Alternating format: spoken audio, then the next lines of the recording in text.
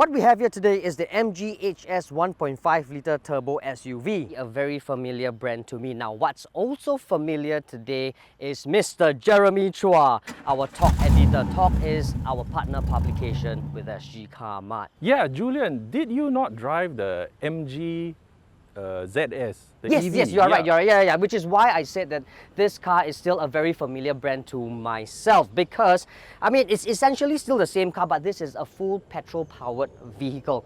So you still get the same frontal face, but what you don't get is this opening up to charge. So this is fixed, still get this very nice grille, you still get this headlamps, fog lamps, everything is still MG-ish, instantly recognizable SUV. Yeah.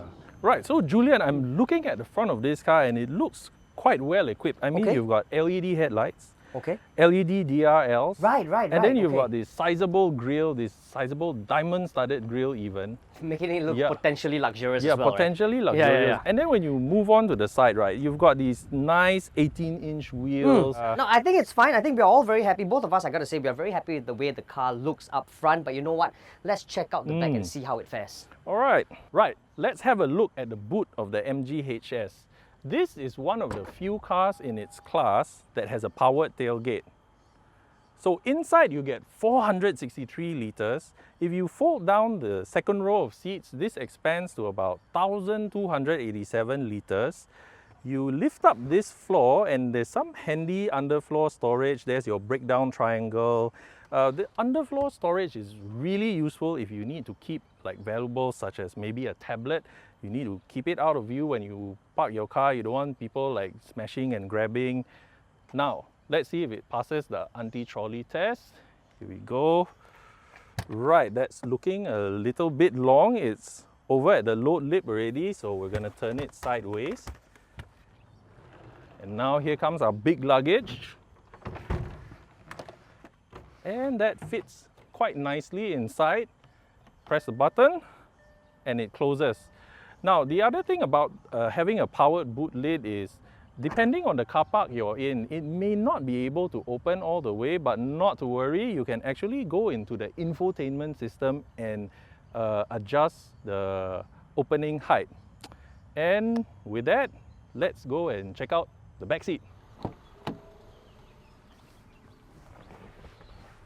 Okay, here's the back seat. Now, this front seat, I've adjusted it to my driving position. I'm about 1.73 meters, and as you can see, there's quite a lot of leg room. Foot space, also not an issue. Headroom's pretty good, considering you've got this huge expanse of a panoramic sunroof. Seats are quite comfortable, quite plush. This material is also quite plush. Some leather-like material, is quite soft. And then if you look over here, you've got two USB ports. More importantly, you've got these two aircon vents, helps circulate that cool air. You pull down this armrest, okay, over here you've got a little cubby hole, and then you've got nice sturdy cup holders. Isofix points, so I'm sure Julian is gonna like that. Right, now that said, let's see what Julian thinks about the front. Okay, wow.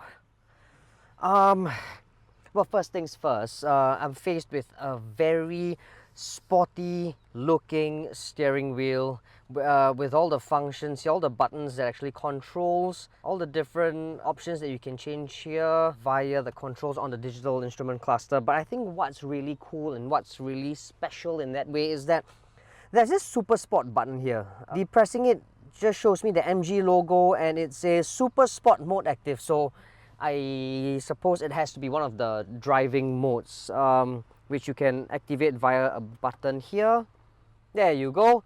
You have custom, you have sport, normal and eco, and in this MG HS case you have a super sport mode. That's really cool. Elsewhere it's a mixture of two-tone, it's a mixture of black and red, but that's it. It is very appealing. You don't get the gaudy sort of feel when you step into the MG HS, so that's sort of a good thing. The seats that I'm on is relatively comfortable, quite well bolstered, I must say. I get this little bit of, I realize it's a little bit of Alcantara sort of feel, so it enhances the whole sportiness of the cabin.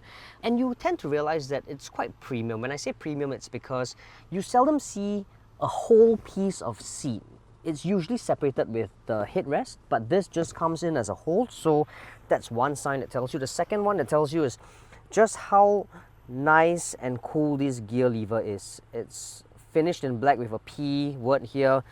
Nothing else. Very clean. There are no buttons around. The only buttons that control the infotainment system right here that takes center stage is the volume button, home button, car button, air condition button, so and so forth. Rest here is all brushed aluminium, very cool.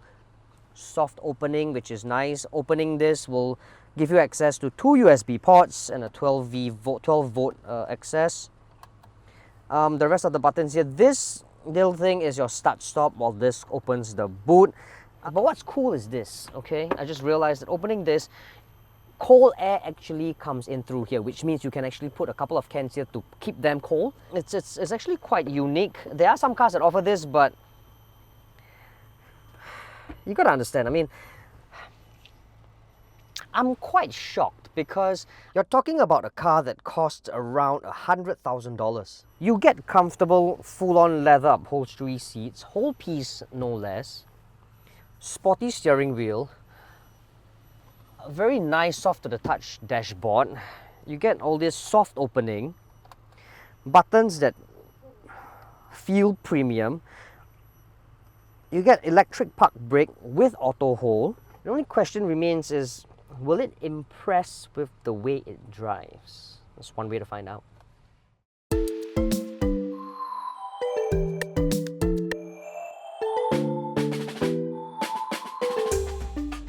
So the MG HS, the car that we're driving now, it's sort of like a car that, an SUV that goes head on with the likes of RAV4, Forester, the Kia Sportage. It's around that size, so it's not as small as you think it is.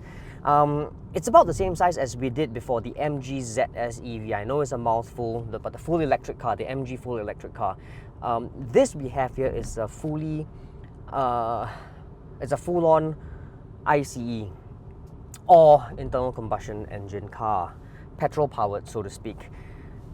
It feels immediately comfortable, like you know that this is a family car. I mean, you drive along broken bitumen, you drive along pockmarked roads, humps, nothing is sent to the cabin, and that is always the advantage of driving an SUV. I feel really high up, given that I'm a pint-sized driver, right? I know, I mean, I like to sit high up in an SUV. I mean, it just overlooks everything. I have a very clear view of what's outside. Everything is still within reach as I drive, so nothing to worry about. Big wing mirrors, changing lanes just isn't a problem. So it feels very comfortable. Like all this just adds up. The convenience, the confidence, and everything just adds up to being very comfortable. And I think that should be the priority, especially if you are in a market looking for an SUV, because you would think that you buy this car because you've got to ferry your family around, right? So I find it very easy and it's very fuss-free. I'm just wondering what Jeremy will actually think about this. So I'm driving along here in the MG HS, and right off the bat, it feels effortless. The 250 Newton meters of torque, that kicks in at about 1700 RPM, which means just above idle, you get the full torque, the car starts moving, and that's really important for a car that's like 1.5 tons. So you add passengers, you add their luggage or your shopping, definitely you need that meatiness to get the car moving. And we're going at very moderate speeds, and I noticed like the gearbox hasn't actually had to downshift to like get the revs up. So that's another key advantage when you've got a turbocharged engine, you know, pulling you along. And then speaking of engines, so this engine's paired to a 7-speed dual clutch gearbox. More importantly, it's quite seamless.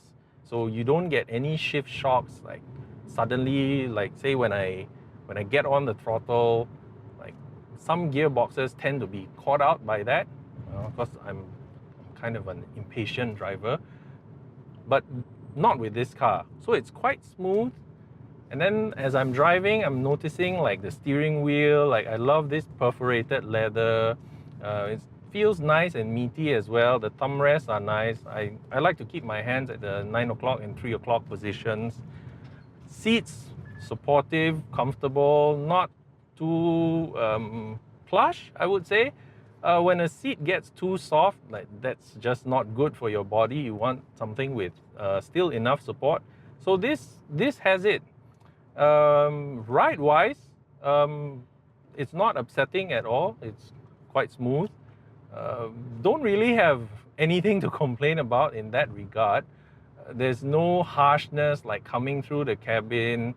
Road noise is acceptable. I don't really hear any wind noise, even when I drive it on the expressway. So I've been driving around in this car for like 2 days now, and that hasn't even been an issue. Otherwise, I'd say this is very comfortable for cruising around with your family. You know, you go out, family outing, everyone's comfortable. So that said, yeah, I quite like it.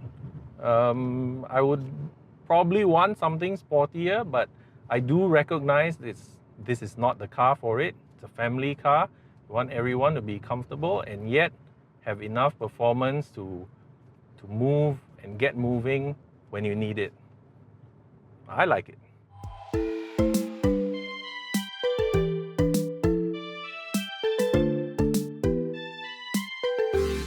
So now that both of us have actually tried the car, here is the most important part of all. Is it a will buy, won't buy, or go try? Now, do you have the answer? Yes, I do, Julian. Okay, I am ready, actually. I'm ready. I have an answer in mind. All right. Okay, in 3, 2, 1, Go will buy. try. Oh, go try? Yes, go Wait, try. Why? Right. I can't just go and say I will go and buy it. I would recommend that you need to go and try it first. Okay, okay. Reason being, okay, we all drive a little bit differently. Yeah. Like just now in the car, I kind of mentioned that, you know, I'm the type who's a little bit impatient. Yes. I'm an impatient type of driver. So maybe I want something that's a little bit more Faster? urgent. Yeah. Faster, maybe not really, but something a little bit more urgent. Okay. So space-wise, equipment-wise, I have nothing to complain about, honestly. But Okay, okay. yeah, but driving performance, it's quite subjective. So Okay, I would fair say, enough, fair enough, yeah, fair go enough. and try. Fair enough, fair enough. Well, mine is a will buy because as far as I'm concerned, I mean, we're getting so much car for this amount that you're paying, Yeah. right? It's spacious, it drives well, it looks good. It's relatively premium on the inside as well. Like all the stuff, the brushed aluminum, the soft openings. I'm not complaining about how it performs really because I'm putting myself in the perspective of, I mean, think about it. I mean, I could be a potential SUV buyer. Is this my priority? Is performance my priority? Not so. Yes. I think the safety and comfort would be my utmost priority when buying a car like the MGHS. So, yes, it's definitely a will buy simply because I'm getting so much for so little. I see your point, Julian. Yes. But I still think, as with any car, you still need to go and try. Oh, fair enough. Yeah. Fair enough, fair enough. I mean, Jeremy's got a point as well. Yeah. So there you have it. This is the review of the MGHS. Please don't forget to like and subscribe to our YouTube channel and hit the bell notification button just so that you'll be notified every time we upload new videos. More importantly, please comment in the comment box below and tell us whether or not you will buy, won't buy, or go try the MGHS SUV. For now, stay safe, be well. Thank you for watching. Till next time.